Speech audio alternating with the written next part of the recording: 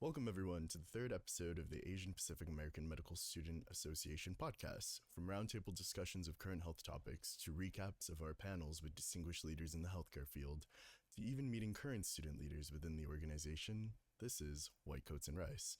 My name is James Chua, second-year medical student at Touro University, Nevada, and the current fundraising director at APAMSA, and I'll be your host for today. On today's episode, we are thrilled to welcome Ashley Tam, an alumnus of Cornell University and current fourth-year medical student at Oregon Health and Science University. Hailing from Oregon, Ashley's path to medicine is truly inspiring. As the daughter of Chinese immigrants, her upbringing was deeply influenced by the richness of Chinese culture and traditions. However, it wasn't until her time at Cornell that she fully recognized the importance of her cultural identity and what it plays in her life. In 2021, she began her medical education at OHSU, and by her second year, Ashley and her local APAMSA chapter hosted the national conference at their school, themed Renewal, Out of the Flames and Into the Future. Ashley has worn many hats within APAMSA, from national conference director to co-social media director, and now communications vice president. Her dedication to the organization highlights her passion for amplifying AANHPI voices and fostering meaningful connections within the community. Beyond medicine, Ashley's interests are as vibrant as her professional achievements. Whether exploring Tevat in Genshin Impact, where she boasts over 1,300 days of active gameplay, watching anime, or being a proud dog mom to Goji, her spirited Shiba Inu, Ashley embraces life with enthusiasm. Without further ado, join us as we dive into Ashley's journey, her unique perspectives on medicine, and the vibrant passions that shape her world. Ashley, welcome to the show. How are you doing today? I'm doing good. Thank you so much. That was a beautiful introduction. Yeah, I love that. I said this in Vix as well, but a lot of the stuff is drawn from previous APAMSA bios. So if you don't hmm recognize that, that was from I think your first from national conference. Yeah, that is triggering some memories for sure of like typing that up and submitting it. Yeah, I remember for me, since this is my first year on the national board, I had no idea what to write for my bio. And I think the example that was given was like one, written in third person, two, it was very long. And so I was like, oh, perfect. Let me do something very similar. And then I took the time to read everybody else's bios. And I was like, no one else took this approach.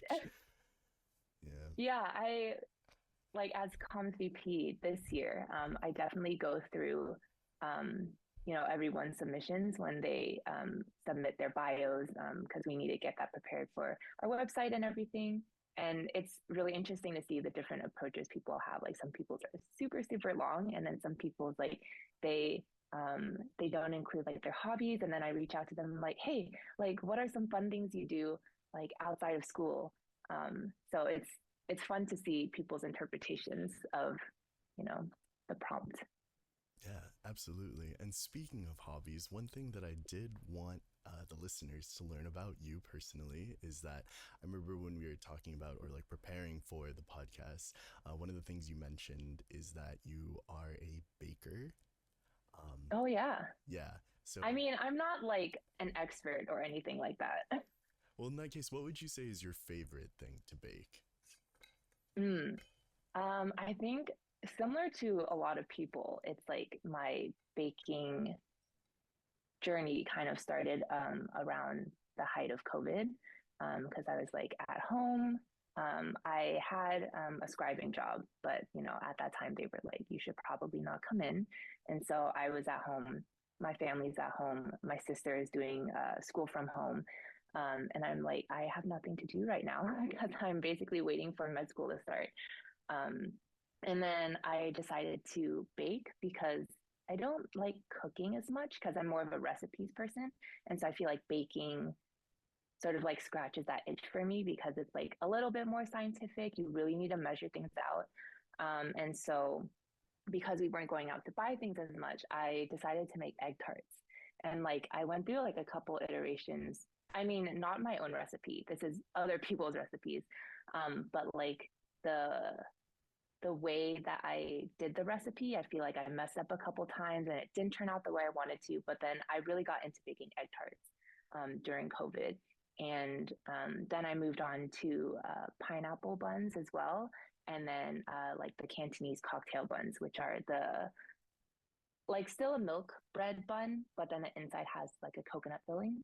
Um, so I made that sort of in like in rotation for my family. I'm like, oh, our stock is running low, so I'm going to like make some more because like also I'm a little bit bored. So I'm just like keeping up our stock. Um, and everyone gained weight over that time because I was baking like so prolifically. Um, but yeah, that's sort of my favorite things to bake because I never thought that I would, be able to make that at home. It's always something that we have to go out to the Cantonese bakeries to buy.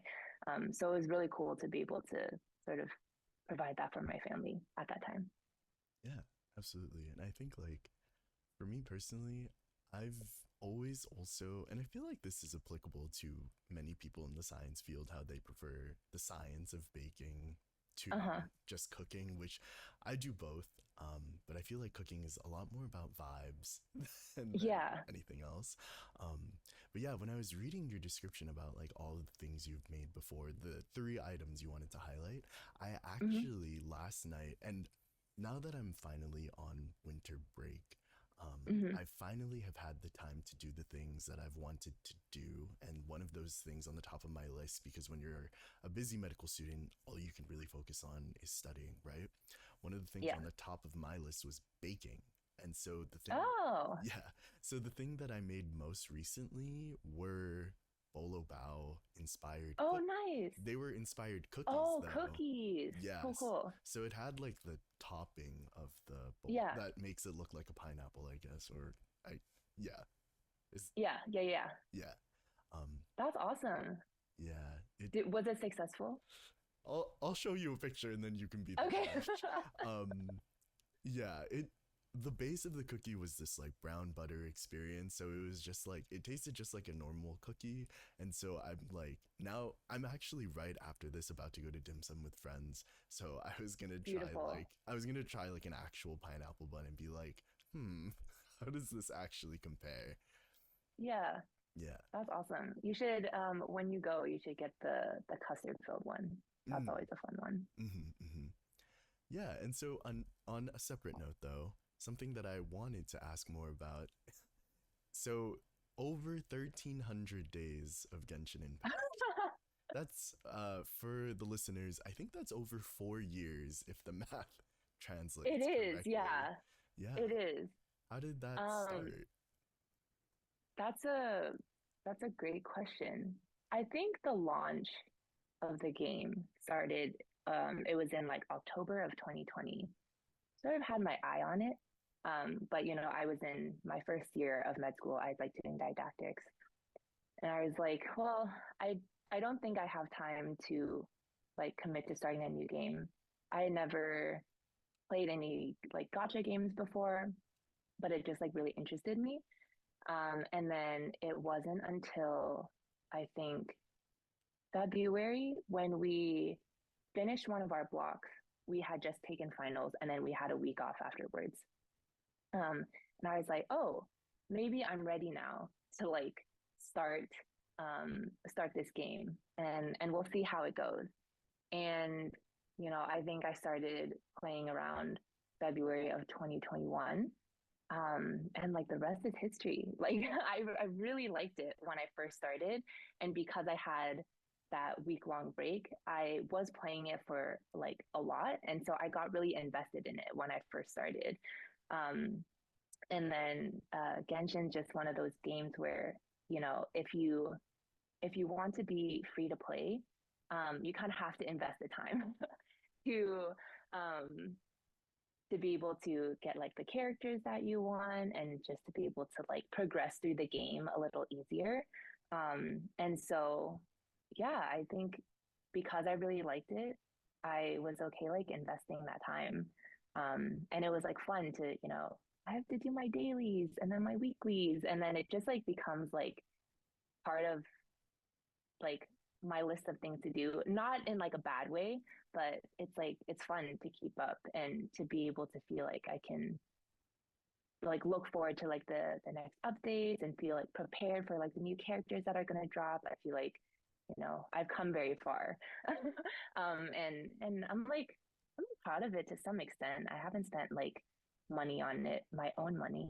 I've had friends who have given me some like a birthday gift or like a Christmas gift, like here's like, a little like Apple gift card, and like I appreciate it, but I haven't spent my own money, so I feel a little bit proud of that. I feel that. Yeah. I used to play Genshin Impact, and I also took pride in the fact that I was also a free to play player. Yeah. Mm-hmm. But then like eventually it got to the point where I did not get the 5, like I lost my 50-50. Uh, the Yeah. worst. Yeah. I think I have on the poor side of luck with like gotcha pulls. It's like a little bit upsetting sometimes. Yeah. But it is how it is. So like I ration my primos a lot. So I'm like, I'm going to like hold out and like skip this character because I know that there's another character that I will want later. Feel like I feel like I have relatively good primo management. Um, and yeah, it's a lot of, I guess, like self-control. Yeah. Absolutely. And see, the reason why I wanted to bring up these hobbies, and I do this with Yeah. all of our guests, it's to sort of show how, like, medical students are not simply just, we're not glued to our textbooks at all times. We are Yeah. people. We do take care of ourselves in all shapes or forms, whether it's like baking like you do, or gaming like you do, or traveling, like whatever it is that keeps you grounded, you know? Hmm. And so I Yeah. think I'm now very interested. I think our listeners would love to know, like, how has your journey been to medicine? Like, where did it begin? How did it get to OHSU? Like, wherever you want to start personally. Ooh. Um, I think my mom like pulled us out of the storage closet really recently, but in first grade, there's like this art thing that our teacher had us do. And it's like a picture of us. Like when I grew up, I want to be, and I had written doctor. So I guess like that's when it started. Why did I want to be a doctor at that time? I have no idea. I don't know like who put that idea in my head. Is it because I grew up in like an immigrant Chinese family, and the classic careers that they love their kids to have is like, oh, a doctor or a lawyer, something cool like that. I don't know. But I think when I more decided that I really wanted to pursue medicine was just through science classes and being really interested in the human body and like anatomy and like how everything functions. I thought anatomy and physiology was super cool because you're like, wow, it makes like total sense, like how this works in the body and then it triggers this. And then it's just like the science of it just makes so much sense, like the logic. And I thought that was really cool. Um, and so I think I decided at that time that I really wanted to pursue like a career in like the human sciences. Um, and I think I always sort of had an interest also in like the molecular side of things, like similarly to how like the logic of the human body is like super cool. Like I thought the logic and processes of like cells on a molecular level was also super cool. And so I think that's sort of what um, like that was like the foundation for me finding interest in pathology, because pathology is kind of a specialty that is very granular, and you have to look at like, you know number one, it's very small. You're literally looking under a microscope, but there's a lot of like details that go on in pathology, and I think that's probably my love for that probably stems from my love for like the details of like molecular biology and stuff like that. Absolutely.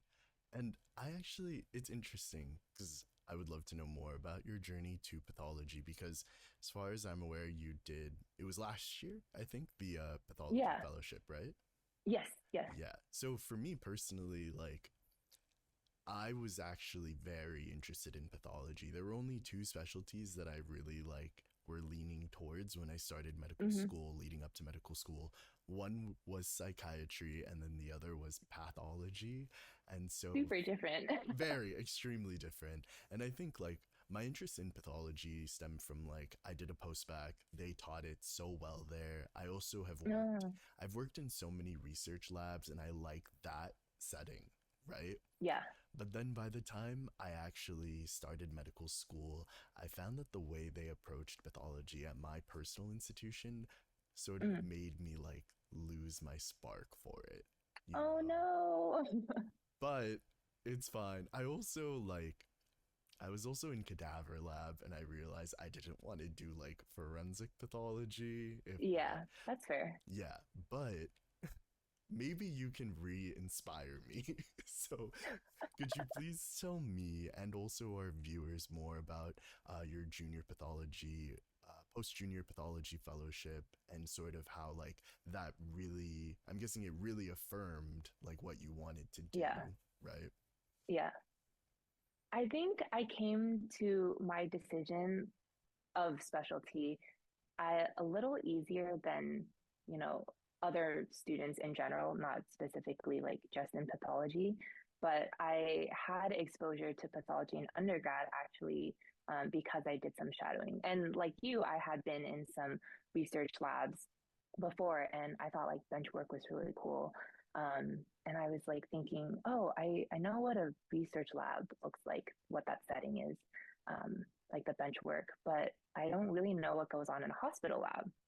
And then so I did like some Google searching and I was like, oh, pathology, that's something that exists. And then there's pathologists that like, run the lab, whatever that means.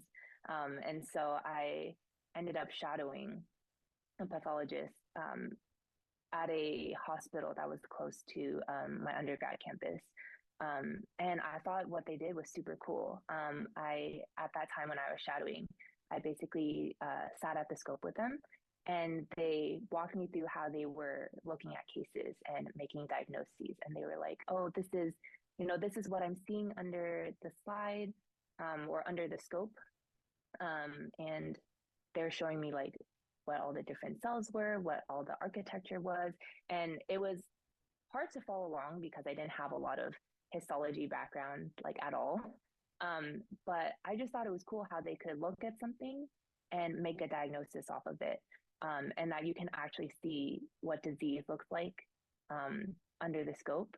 Um, and then they also use a lot of other tests like their stains and stuff. And I just thought that that like logic puzzle was super cool because they're like, okay, if this stain is positive and then this stain is negative, then I can say like it's probably this diagnosis. And I just thought that was the coolest thing. And so I was already like inspired by pathology coming into med school. And so, as a good med student, I tried to like keep all the doors open and keep my mind open to everything that medicine had to offer. At my school, I feel like when we had pathology lectures, when the pathologists came and gave us lectures, I was like super inspired by them because they were like super happy. It seemed like they really liked what they were doing and they really liked like the things that they were teaching. And so that was like a big plus. I mean, I already had like positive vibes about pathology, but then interacting with those pathologists, I'm like, wow, they're like super happy and like super excited about what they do. Um, and eventually I learned that there was this post junior or sometimes like post sophomore pathology fellowship at OHSU. And there are like a handful of schools across the country that offer programs like this. Um, but it's like a completely optional thing. It's not something you have to do if you want to pursue pathology residency. There's like plenty of people who don't do that. And then there's also a lot of people who do a year in pathology, but they go into other specialties.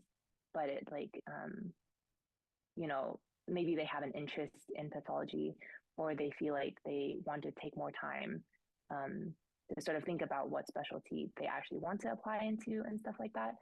So people have a lot of reasons for doing it. I personally wanted to do it because I, had heard from other people that it's hard to get exposure to what the life of a pathologist is in med school because, it's not a required rotation. There's not that many elective rotations available to explore pathology.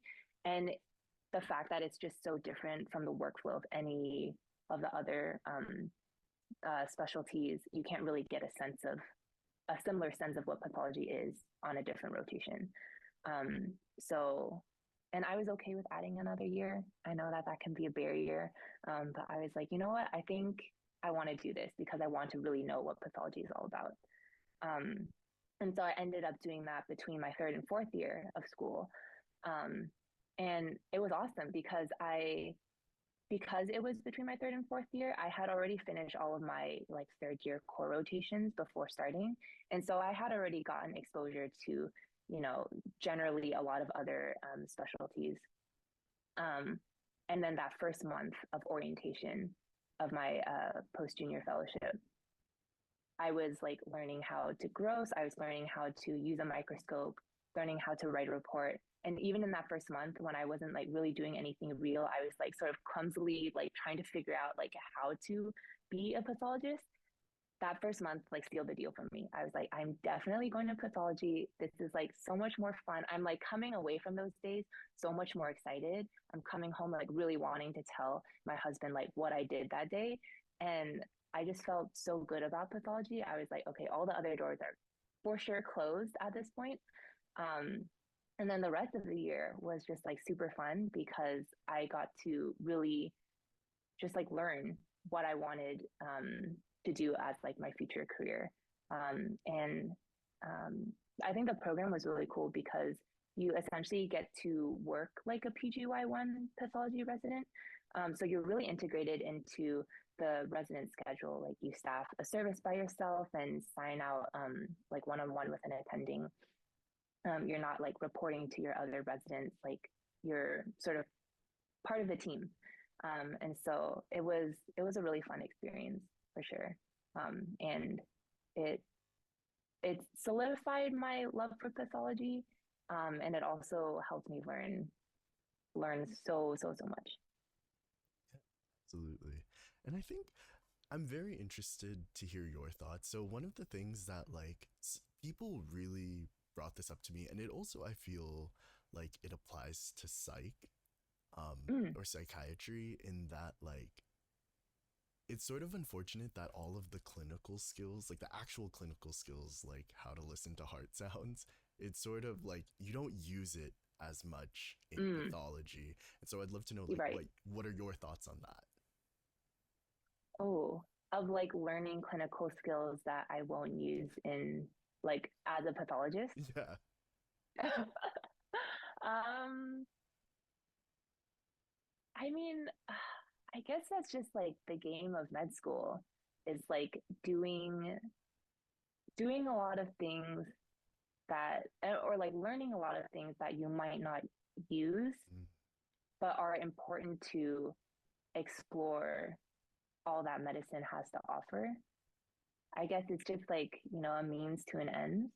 Um, so I guess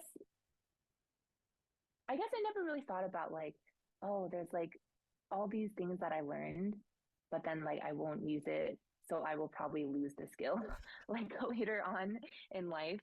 Um, but I feel like that's just like the nature of med school, and like without having learned, how to listen to heart sounds and stuff, like I wouldn't have been able to get like that full experience of exploring other careers in medicine. So I think I'll look at it with that perspective. Yeah. Yeah. No, so it still was all very useful. So Yeah, yeah, yeah, it's a very positive outlook and something I need to remind myself of instead of just saying like, oh, it's all being wasted, you know? yeah, yeah. Yeah. I would agree. I guess I never really thought about that too much, but like when you start clinical rotations, like maybe there will be something else that like inspires you, and then it'll open a door that you didn't think could be open. So Absolutely. Yeah. Well, we'll see. I'll circle back with you in 8 months or so. Yeah, I would love to hear. Yeah. Um, and so that I see like pathology, and we've talked about your medical school career and sort of the academic portion, but now I want to talk about the extracurricular stuff, and more specifically, APAMSA. You know, um, let's start with the beginning. Why did you even join APAMSA in the first place? Ooh. Um, you kind of touched on that a little bit in my intro. Um, but I, you know, didn't find, I guess, like a Asian community that I, could share, or like peers. I didn't find peers that I could really share like my heritage with and just like cultural like nuances with until I got to college. And I think it's because um, Portland is not a super diverse city. And I did have Asian friends, but I think like um, my Asianness is something that I only really appreciated with my family. Um, and I think it's just like I never sought out to, share that Asianness with my friends at that point. But then when I got to Cornell, like even my parents were like, "Oh my God, there's like so many Asians here," um, and like they were super surprised about that. And I didn't know what to expect, moving all the way to the other side of the country. But I actually found um, like a really large community of just like Asians, and like I was actually able to speak like Cantonese with like friends for the first time, like, outside of my family. And so I thought that was really cool. And that, I think that sort of unlocked something within me. I'm like, wow, this is something that I didn't realize I was missing, but I really, really like it. Um, and so I came back to Portland. And when I started med school, I was like, I want to have that community again. I want to be able to, have that community here in Portland. And also, like, I guess I didn't really interact too much with like the Chinese community or like the Asian community in Portland. Um, and I thought it would be cool to, serve that population here as well.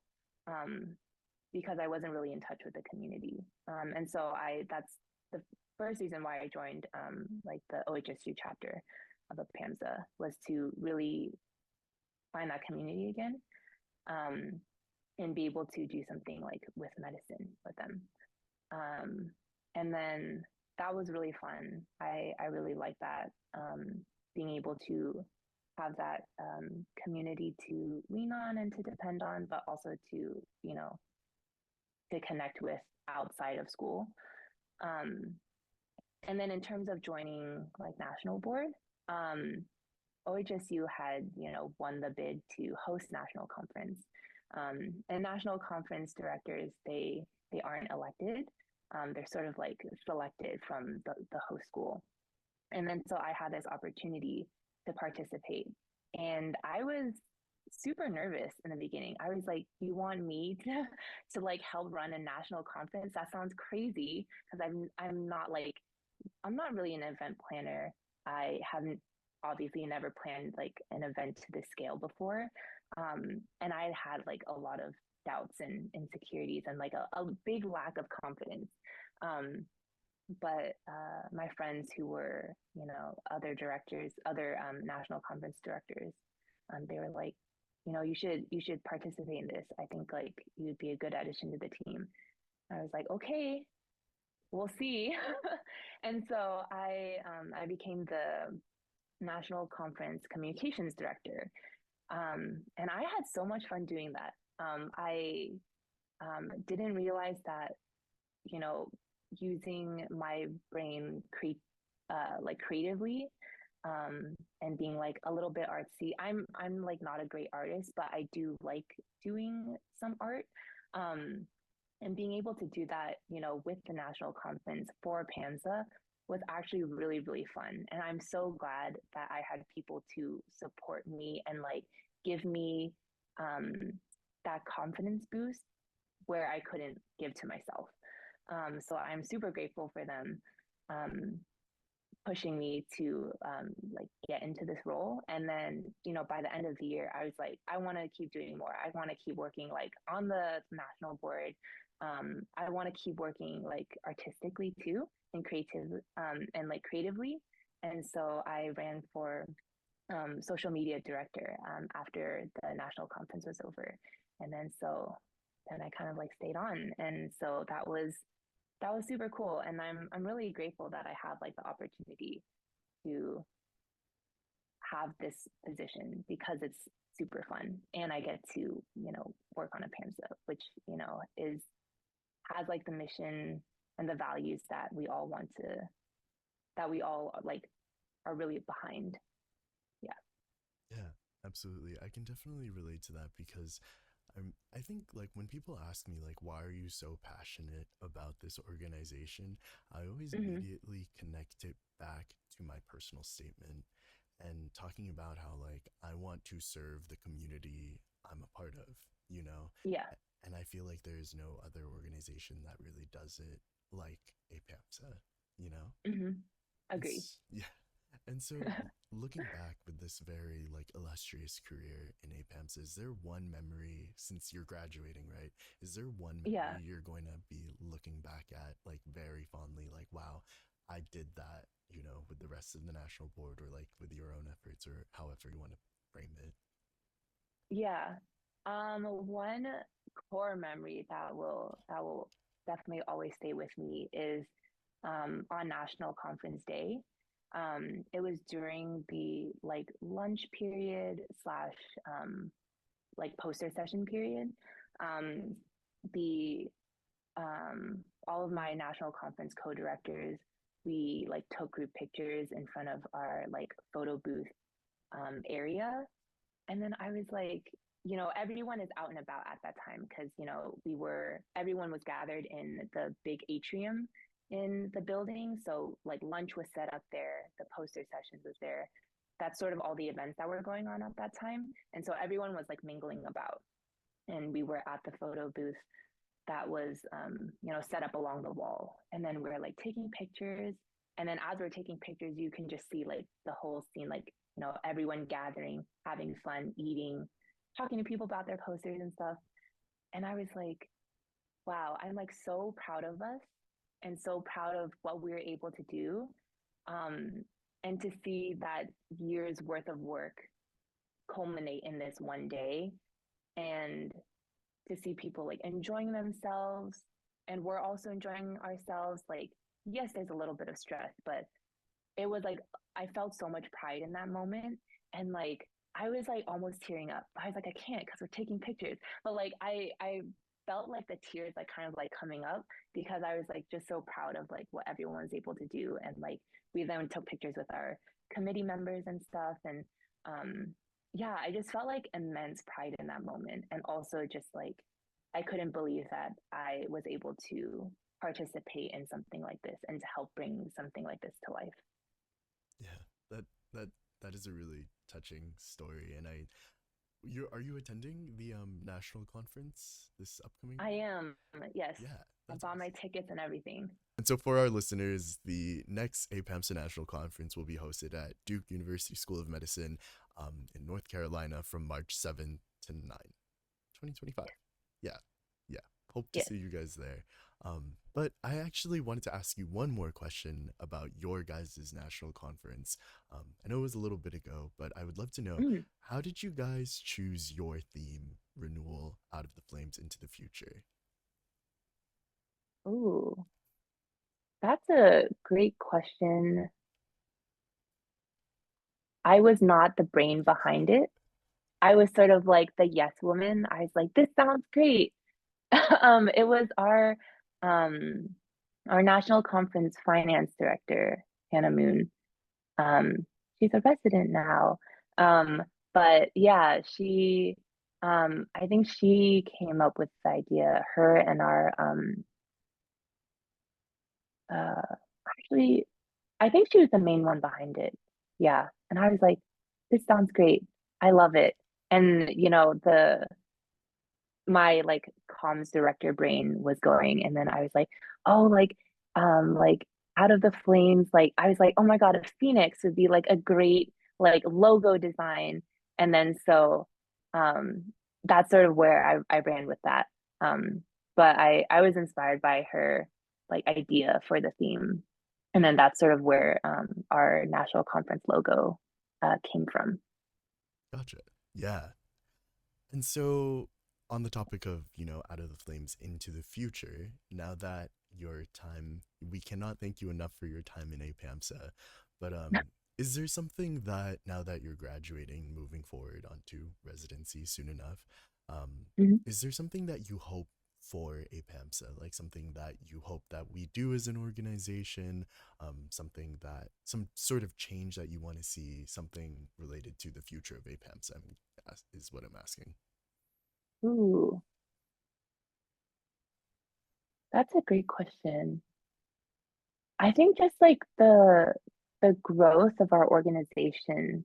I think like APAMSA offers so much to its members, and like there's so much support that APAMSA can give chapters to like create like host events, participate in like health fairs, like community screenings and things like that. And I think like those are super valuable experiences. And um, I would just love to make that like available to like a lot of other chapters, and so then they can like serve their communities in that way. I feel like APAMSA does a lot, um, to serve the communities that all of our chapters are in. And so just like seeing like the growth of our organization to more like more pre-health chapters, because like there's so many opportunities for like mentorship.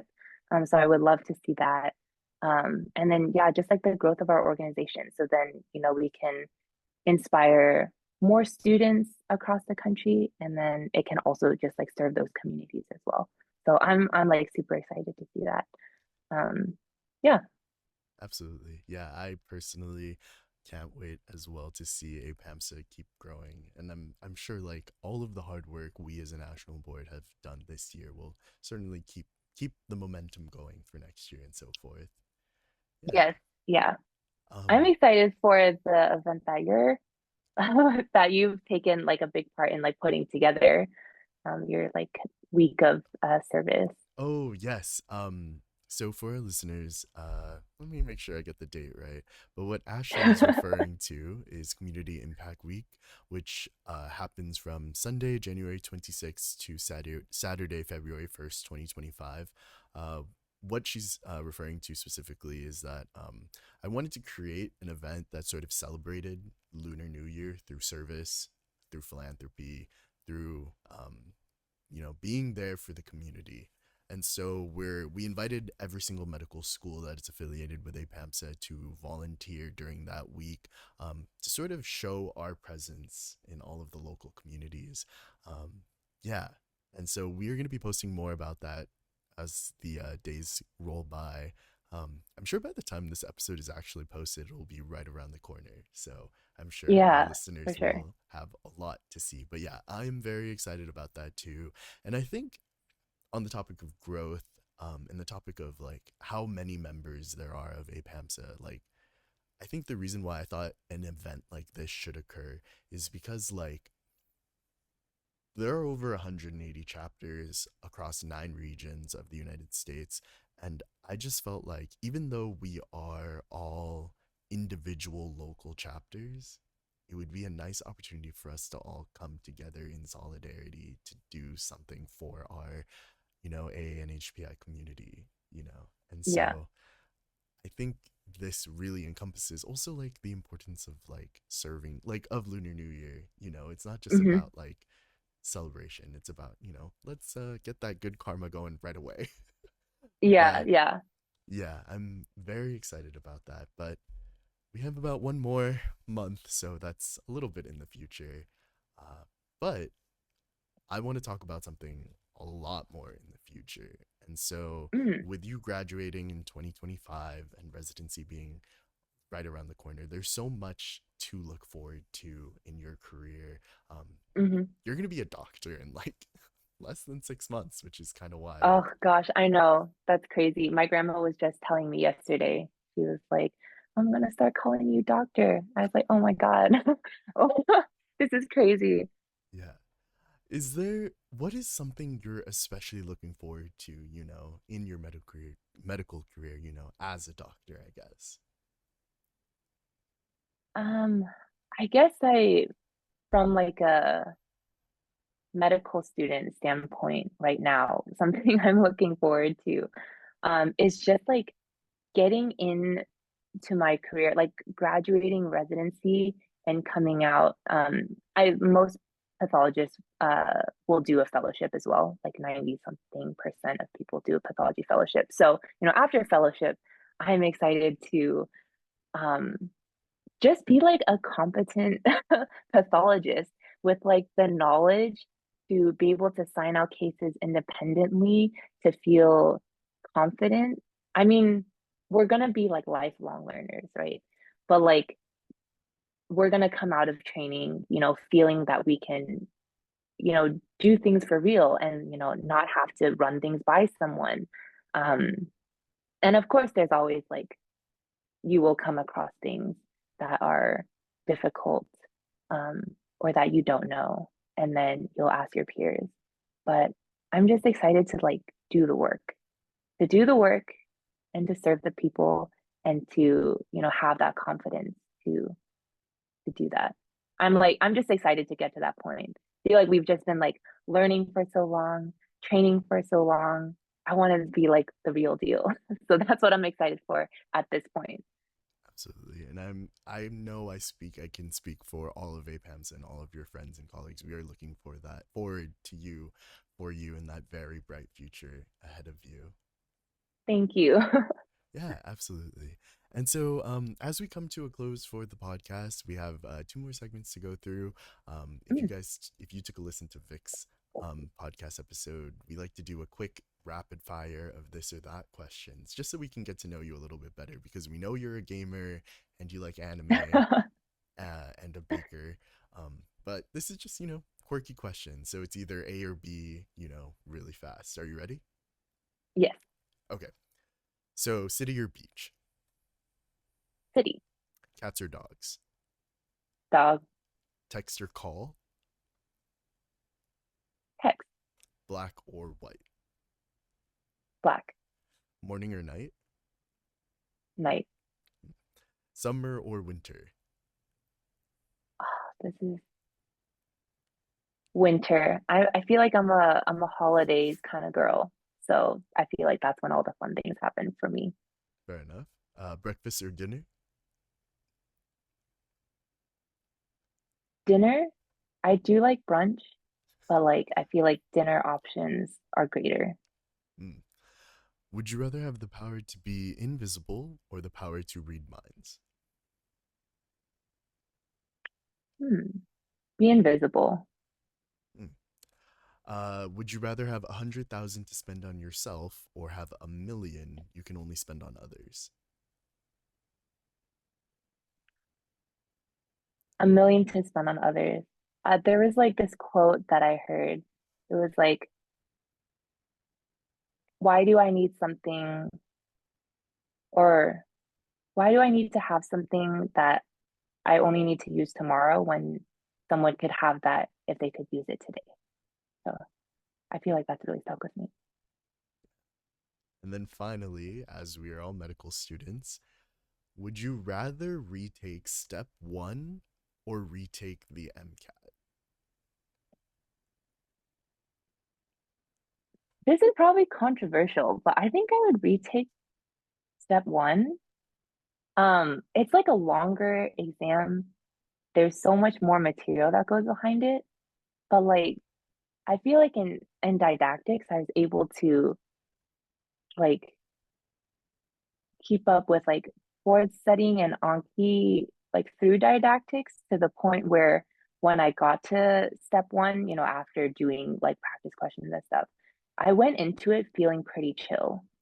And I remember going into the MCAT feeling not chill at all. So I feel like I already have like the potential to be chill going into step one. So I think I have the ability to get back there if I really needed to. Yeah, absolutely. And I don't think that's that outlandish of an answer. Unfortunately, Mm, since we've only asked this of now two people, you and Vic, Vic said that her medical school didn't require her to take the MCAT. So, beautiful. yeah, I will keep you posted as we keep asking more and more guests of the pod which one is the more popular exam. I'm excited to keep listening. Well, in that case, that wraps up our this or that segment. We appreciate your candid honesty. To end all of our one-on-one series for White Coats and Rice, I always like to end it seeking out advice. And so, Ashley, what is one piece of advice you'd like to offer to someone in the middle of their medical school journey, whether they're pre-med or someone who's right in the middle of their didactics or rotations? What is one piece of advice? I would say my piece of advice is to allow yourself to invest in the things that make you happy and fill your cup. I feel like it's super important if you have hobbies that you really enjoy to take the time to like enjoy those hobbies and to actually do them. I feel like it's really important to have that outlet and something like outside of school and like the daily grind. Um, but then on in terms of like school related extracurriculars, um, I think it's also important for people to like it's okay to invest more time into an extracurricular that you really like and not as much into something that doesn't fill your cup as much, that doesn't inspire you and excite you. Like, for example, if you really like mentoring and tutoring and you don't like doing research as much, I feel like it's okay to spend more time doing tutoring and mentoring. And you don't have to do that research if you don't want to. I feel like it's really easy to fall into the trap as a student, um, who's reaching for that next step, that next milestone. It's easy to feel pressure to do everything under the sun to try to get yourself to like that next point. Um, and yeah, just like give yourself grace and just allow yourself to do the things that you like to do because there's a lot of required things that we have to do in school, whether it's like, you have to do a didactics block or you have to do a core rotation. Um, and you're not going to like everything.